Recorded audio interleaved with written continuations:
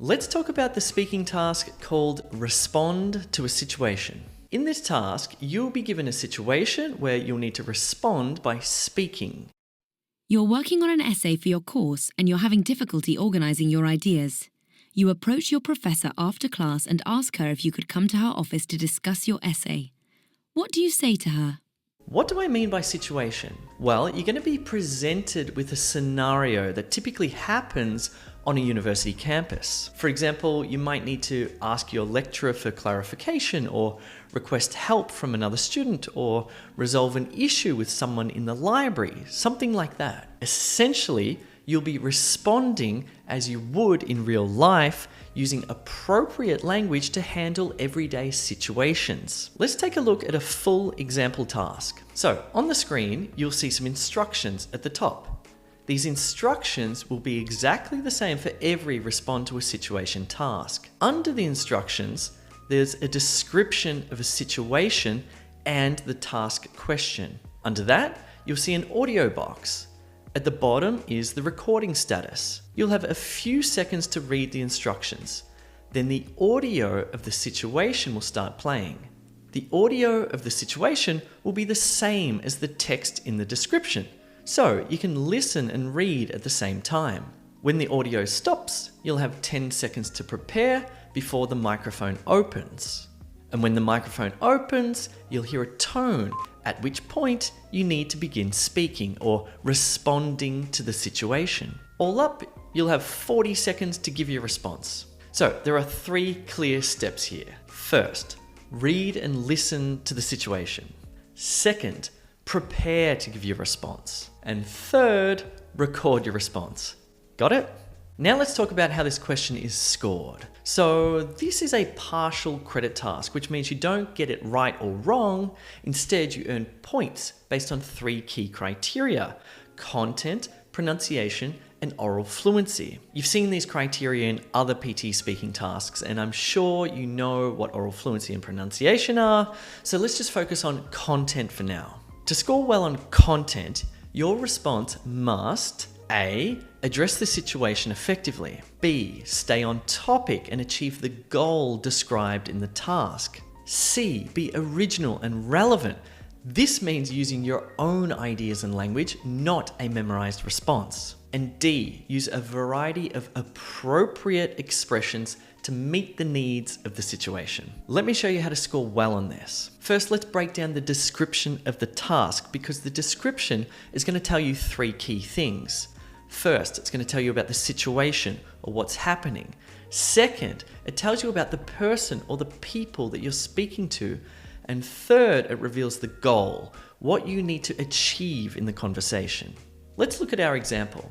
The situation says you're working on an essay for your course and you're having difficulty organizing your ideas. This tells you the context of the conversation. Second, it tells you the person. You approach your professor after class. This tells you who you're talking to, which will influence the tone and formality of your response. And it also has a goal. So ask her if you could come to her office to discuss your essay. What do you say to her? This is the objective you need to achieve in your response. So, just to recap, the 3 essential parts are the situation, the difficulty organizing your essay ideas, the person, in this case it's your professor, and the goal, request a meeting to discuss your essay. So make sure you pay close attention to each part of the description, because you'll need this information to craft an effective and relevant response, which is going to give you a high content score. There's one last thing I want to mention. When you record your response, imagine you're talking directly to the person in the situation. In this case, your professor. This will make your response flow much more naturally. All right, enough said. It's time for you to do some practice now. Try this next question, do it yourself, and then we'll discuss my response.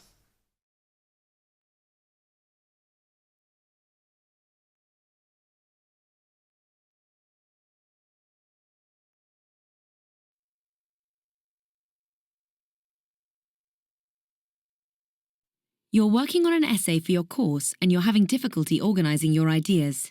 You approach your professor after class and ask her if you could come to her office to discuss your essay.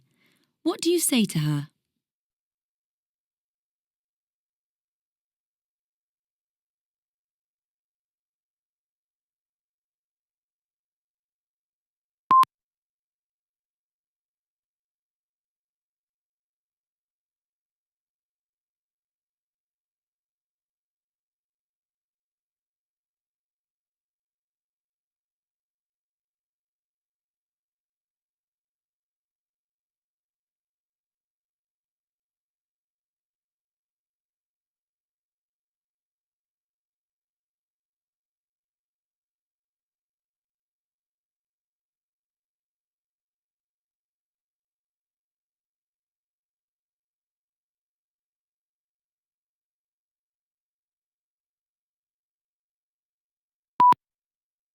So what did you say in your response? Here's a high-scoring sample response.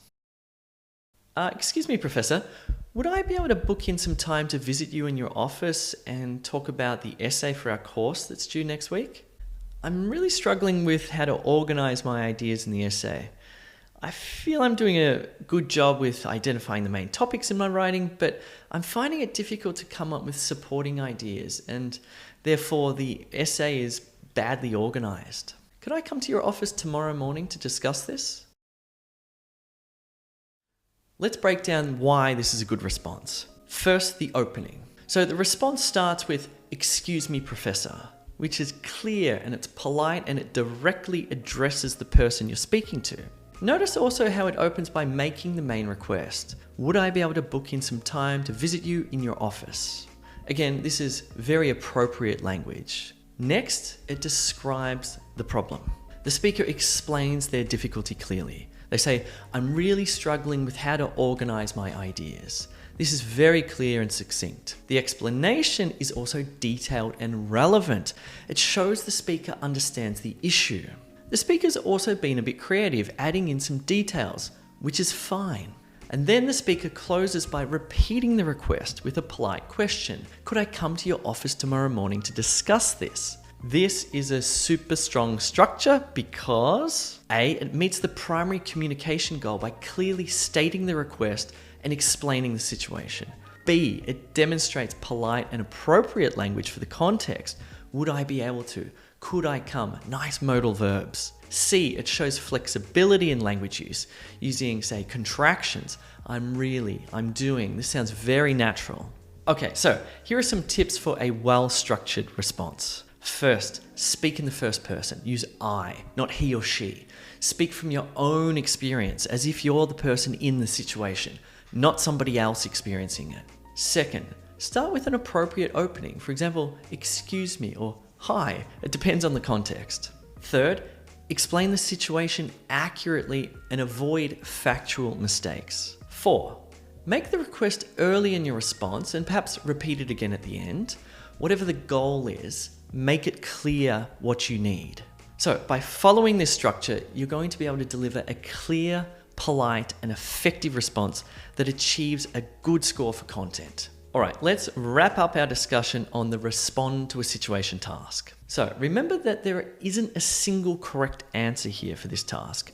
You can use different language and you can express yourself in lots of different ways as long as you meet the requirements of the task. Some key tips will be to cover the main points. Make sure you include all of the essential details from the prompt. You can add relevant details. Feel free to expand your answer with extra information, just like in the sample response. This shows your ability to develop your ideas and also to communicate effectively. Just stay consistent with the prompt.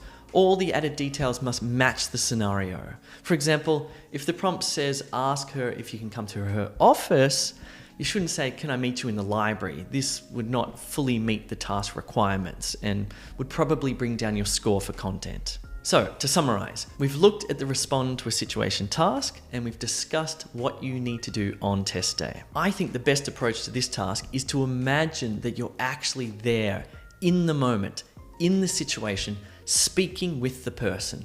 This is going to make it feel much more natural, much more like real life. And of course, the more that you practice before test day, the better you'll do. Good luck.